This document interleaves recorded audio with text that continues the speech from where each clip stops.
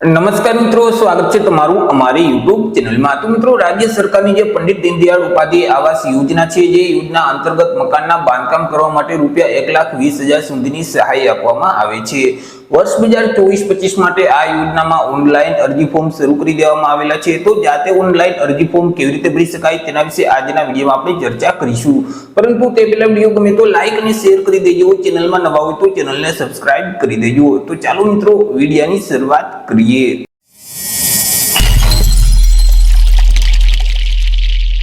સૌથી પહેલા મિત્રો, તમારે તમારા મોબાઈલમાંથી અથવા તો લેપટોપ કે પીસીમાંથી કોઈ પણ એક ઇન્ટરનેટ બ્રાઉઝરને ઓપન કરવાનું રહેશે અને ત્યાં સર્ચ બોક્સમાં ટાઈપ કરવાનું રહેશે ઈ સમાજ કલ્યાણ। જેવું મિત્રો તમે ઈ સમાજ કલ્યાણ ટાઈપ કરી તમે તેને સર્ચ કરશો તો તમારી સામે આ મુજબની એક સ્ક્રીન ઓપન થઈ જશે કે જ્યાં ઈ સમાજ કલ્યાણની ઓફિશિયલ વેબસાઇટ તમને સૌથી પહેલા જોવા મળશે, isamaajkalyan.gujarat.gov.in। તે વેબસાઇટ ઉપર તમારે ક્લિક કરી દેવાનું રહેશે। જેવું મિત્રો તમે તે વેબસાઇટ ઉપર ક્લિક કરશો એટલે ઈ સમાજ કલ્યાણનું જે પોર્ટલ છે તે પોર્ટલ ઓપન થઈ જશે, તમને આ મુજબની સ્ક્રીન જોવા મળશે। હવે મિત્રો, પોર્ટલ ઉપર હજી સુધી તમે તમારું રજીસ્ટ્રેશન નથી કરેલ તો સૌથી પહેલા તો તમારે નવું રજીસ્ટ્રેશન કરવાનું રહેશે। નવું રજીસ્ટ્રેશન કરવા માટે અહીં તમને ઓપ્શન જોવા મળશે નવા યુઝર, કૃપા કરી અહીં નોંધણી કરો ત્યાં તમારે ક્લિક કરી દેવાનું રહેશે, જેથી કરી તમને એક રજીસ્ટ્રેશન ફોર્મ આપી દેવામાં આવે। તે ફોર્મમાં તમામ માહિતી ભરવાની રહેશે, જેમ કે આધાર કાર્ડમાં જેવી રીતે તમારું નામ છે એવી રીતે નામ આ બોક્સમાં ટાઈપ કરી દેવાનું રહેશે। જેન્ડર મેલ, ફિમેલ કે અધર અહીંથી સિલેક્ટ કરી દેવાનું રહેશે। તમારી જે તે જન્મ તારીખ હોય તે કેલેન્ડરમાંથી સિલેક્ટ કરી દેવાની રહેશે। આધાર કાર્ડ નંબર અહીં ટાઈપ કરવાના રહેશે। જો ઈમેલ આઈડી યુઝ કરતા હોય તો ઈમેલ એડ્રેસ અહીં ટાઈપ કરી દેવાનું રહેશે। તમારી જાતિ કઈ છે, કેટેગરી જે તે લાગુ પડતી હોય તે અહીંથી સિલેક્ટ કરવાની રહેશે। મોબાઈલ નંબર અહીં ટાઈપ કરવાના રહેશે। તમારે જે તે પાસવર્ડ રાખવો હોય તે પાસવર્ડ આ બોક્સમાં ટાઈપ કરી દેવાનું રહેશે। ફરીથી તે જ પાસવર્ડને કન્ફર્મ કરવા માટે અહીં ટાઈપ કરી દેવાનું રહેશે। અહીં તમને જે કેપ્ચા કોડ જોવા મળે સેમ તે જ કોડ અહીં ટાઈપ કરી અને રજીસ્ટરના બટન ઉપર ક્લિક કરી દેવાનું રહેશે। જેવું મિત્રો તમે રજીસ્ટરના બટન ઉપર ક્લિક કરી દેશો તો તમારું રજીસ્ટ્રેશન સક્સેસફુલ થઈ જશે। તમને એક રજીસ્ટ્રેશન નંબર આપી દેવામાં આવશે, તે નંબર અને તમે જે પાસવર્ડ સેટ કરેલ છે તેના વડે આગળ તમારે લોગિન કરવાનું રહેશે। લોગિન કરવા માટે ફરીથી તમારે હોમ સ્ક્રીન ઉપર આવી જવાનું રહેશે। તમને જે યુઝર આઈડી આપવામાં આવેલા છે તે આઈડી નંબર અહીં ટાઈપ કરવાના રહેશે। તમે રજીસ્ટ્રેશન કરતી વખતે જે પાસવર્ડ રાખેલ છે તે પાસવર્ડ અહીં ટાઈપ કરી દેવાનો રહેશે।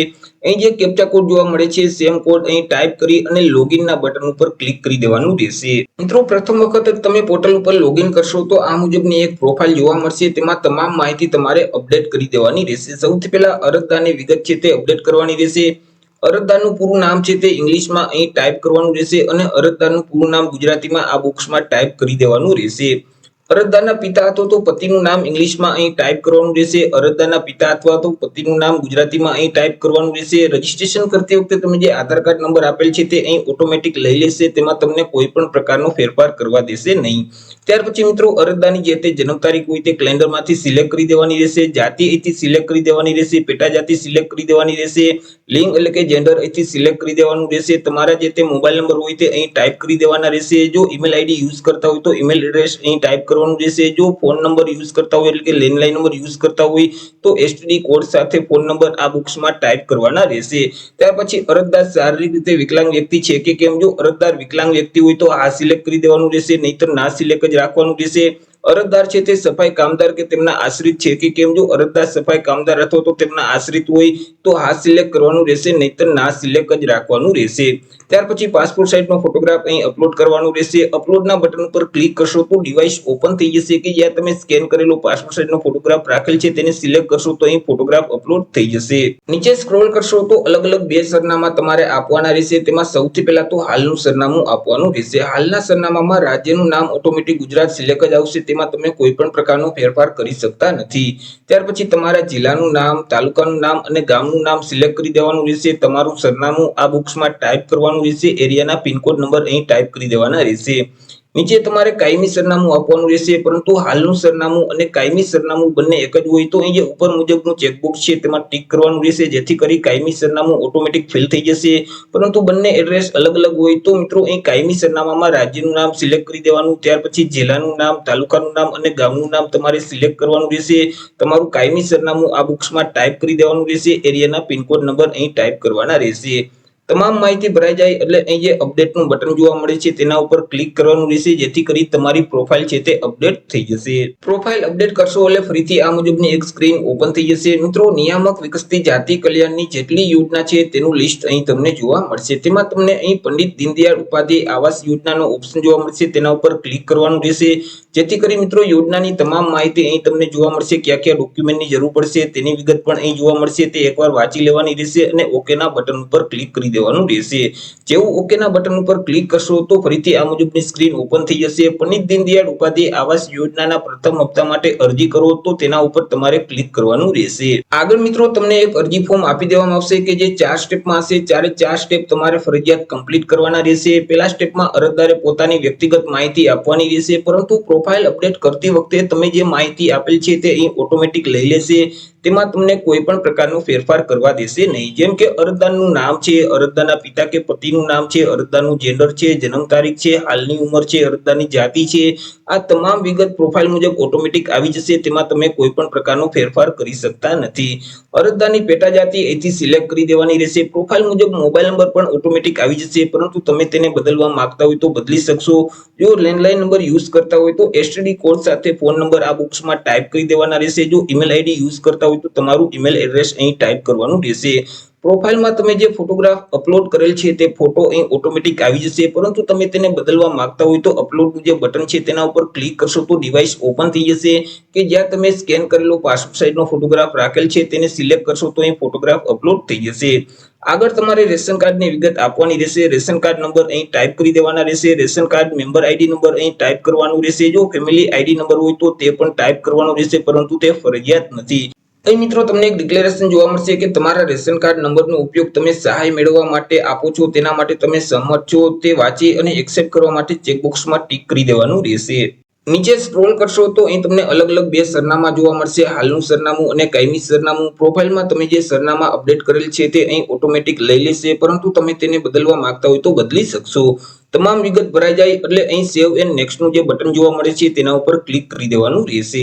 જેવું મિત્રો તમે સેવ એન્ડ નેક્સ્ટના બટન ઉપર ક્લિક કરશો તો તમારી અરજી બીજા સ્ટેપમાં આવી જશે. બીજા સ્ટેપમાં અરજીની વિગત આપવાની રહેશે. સૌથી પહેલા અરજદારને જે ઓપ્શન લાગુ પડે છે તે અહીંથી સિલેક્ટ કરી દેવાનું રહેશે. જેમ કે અરજદાર બીપીએલ કુટુંબમાં આવે છે, શ્રમયોગી છે, વિધવા છે, વિકલાંગ છે, અતિ પછાત જાતિમાં આવે છે કે તેકતા અરજદાર છે.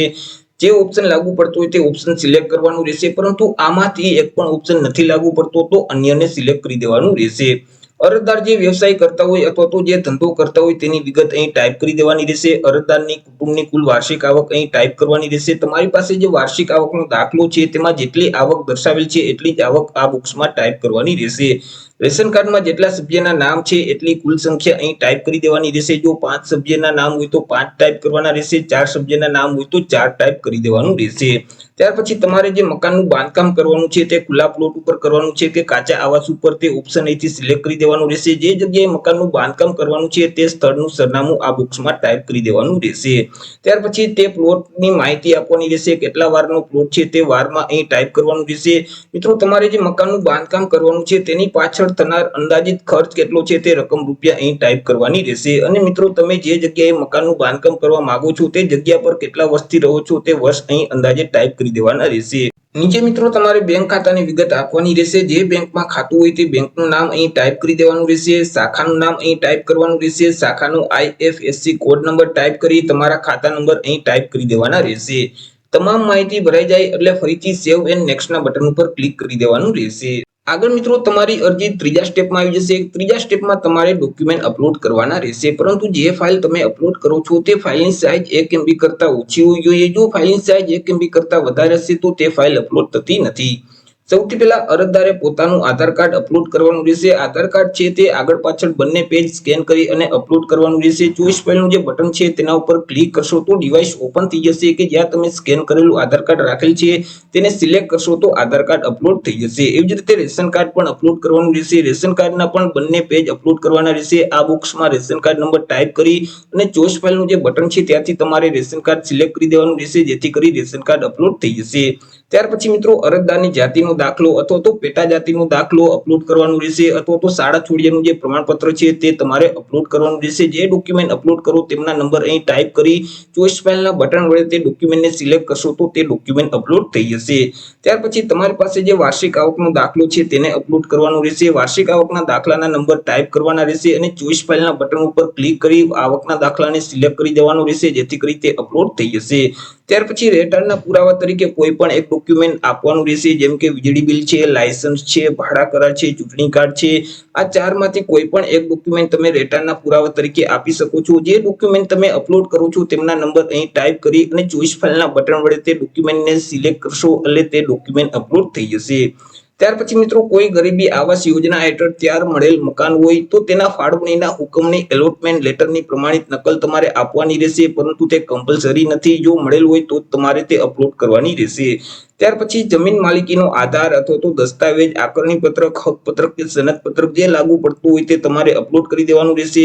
ત્યાર પછી મકાન બાંધકામ કરવાની રજા ચિઠ્ઠી અપલોડ કરવાની રહેશે. ત્યાર પછી મકાન સહાય મંજૂર કરવા માટે તલાટી કમ મંત્રી છે અથવા તો સિટી તલાટી દ્વારા આપવામાં આવેલું જે પ્રમાણપત્ર છે તેમજ ચતુર્થ દિશા દર્શાવતો જે દાખલો છે તેમની નકલ તમારે અપલોડ કરવાની રહેશે. જો બીપીએલ માં આવતા હોય તો બીપીએલ નો દાખલો અપલોડ કરી દેવાનો રહેશે. જો વિધવા અરજદાર હોય તો પતિના મરણનો દાખલો અપલોડ કરવાનો રહેશે. ત્યાર પછી બેંક ખાતાની પાસબુકના પ્રથમ પાનાની નકલ અથવા તો રદ કરેલ ચેક અપલોડ કરી દેવાનો રહેશે. વેરા પાવતી અપલોડ કરવાની રહેશે. પાવતી નંબર આ બોક્સમાં ટાઈપ કરી દેવાના રહેશે. સ્વ ઘોષણા પ્રમાણપત્ર એટલે કે સેલ્ફ ડિક્લેરેશન ફોર્મ તમારે અપલોડ કરવાનું રહેશે. હવે જો તમારે ખુલ્લા પ્લોટ ઉપર મકાન બનાવવાનું છે તો ખુલ્લા પ્લોટનો ફોટો અથવા તો જર્જરિત અથવા કાચું કાર માટીનું મકાન પાડી અને તે સ્થળ ઉપર તમારે મકાન ફરીથી બનાવવું છે તો તેમનો ફોટો અપલોડ કરી દેવાનો રહેશે. જો સંયુક્ત નામે પ્લોટ અથવા તો કાચું મકાન હોય તો અન્ય જે અરજદાર છે, અન્ય ખાતેદાર છે તેમની સંમતિ પત્રક અપલોડ કરવાનું રહેશે. તમામ ડોક્યુમેન્ટ અપલોડ થઈ ગયા પછી અહીં તમને એક સેવ એન્ડ નેક્સ્ટ નું બટન જોવા મળશે, તેના ઉપર ક્લિક કરી દેવાનું રહેશે, જેથી કરી આગળ મિત્રો તમારી અરજી ચોથા સ્ટેપમાં આવી જશે. ચોથા સ્ટેપમાં અહીં નિયમો અને શરતો તમને જોવા મળશે, તે એકવાર વાંચી લેવાના રહેશે. એક્સેપ્ટ કરવા માટે અહીં જે ચેકબોક્સ છે તેમાં ટીક કરવાનું રહેશે. ત્યાર પછી સેવ એપ્લિકેશનનું જે બટન જોવા મળે છે તેના ઉપર ક્લિક કરવાનું રહેશે. જેવું મિત્રો તમે સેવ એપ્લિકેશનના બટન ઉપર ક્લિક કરી દેશો તો તમારી અરજી ફાઇનલી સબમિટ થઈ જશે. તમને એક અરજી નંબર આપી દેવામાં આવશે, જે અરજી નંબર તમારે સાચવી રાખવાના રહેશે, કારણ કે ભવિષ્યમાં તમે જે અરજી ફોર્મ ભરેલ છે તેનું સ્ટેટસ તમારે જાણવું હશે તો તમારી પાસે અરજી નંબર હશે તો તમે તેનું સ્ટેટસ જાણી શકશો. સ્ટેટસ જાણવા માટે ફરીથી તમારે હોમ સ્ક્રીન પર આવી જવાનું રહેશે. નીચે સ્ક્રોલ કરશો તો અહીં તમને ઓપ્શન જોવા મળશે, તમારી એપ્લિકેશનની સ્થિતિ જુઓ, તેના ઉપર ક્લિક કરશો તો ફરીથી એક નવા ટેબમાં આ મુજબની સ્ક્રીન ઓપન થઈ જશે. તમને જે અરજી નંબર એટલે કે એપ્લિકેશન નંબર આપવામાં આવેલા છે તે અરજી નંબર અહીં ટાઈપ કરી દેવાના રહેશે. તમારી જન્મ તારીખ કેલેન્ડરમાંથી સિલેક્ટ કરી દેવાની રહેશે અને સ્થિતિ જુઓ તે બટન ઉપર ક્લિક કરવાનું રહેશે, જેથી કરી તમારી અરજી કઈ જગ્યાએ પેન્ડિંગ છે, કયા ઓફિસર પાસે તમારી અરજી પેન્ડિંગ પડેલ છે તે તમને તમામ વિગત જોવા મળશે. તો આવી રીતે મિત્રો જે પંડિત દીનદયાળ ઉપાધ્યાય આવાસ યોજના છે કે જે યોજના અંતર્ગત રૂપિયા 1,20,000 સુધીની મકાન બાંધકામ કરવા માટે સહાય આપવામાં આવે છે, તેમાં તમે જાતે જ ઓનલાઈન અરજી ફોર્મ ભરી શકો છો. આશા રાખું છું વિડીયો પસંદ પડ્યો હશે. વિડીયો પસંદ પડ્યો તો લાઈક અને શેર કરી દેજો. ચેનલમાં નવા હોય તો ચેનલને સબસ્ક્રાઇબ કરી દેજો. ફરી મળીશું એક નવા ટોપિક સાથે એક નવા વિડીયોમાં. ત્યાં સુધી જય હિન્દ, વંદે માતરમ.